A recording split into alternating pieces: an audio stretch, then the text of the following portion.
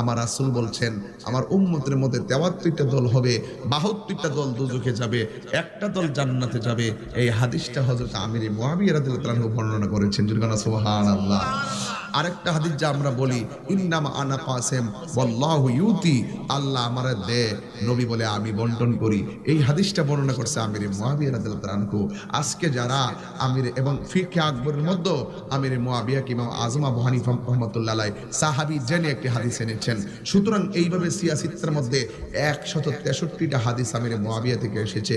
যদি তিনি জাহান্নামী হইতো, কাফির হইতো, তাইলে কি এই ইমাম বুখারী কি ওই কাফের হাদিস কি বুখারী শরীফের মধ্যে আনতো? যে ইমাম বুখারী নবী রওজা মুবারকে ওযু কইরা নামাজ পড়ার পরে সেজদা দিয়া পড়া বলতেন, নবী গো আপনার এই হাদিসটা এই মুখ থেকে আমি আনছি, আপনি আমাকে বলেন হাদিসটা সহিহ কিনা। রাসূল রওজা থেকে বলতো যে এই বুখারী হাদিস ঠিক আছে, তুমি লেখো।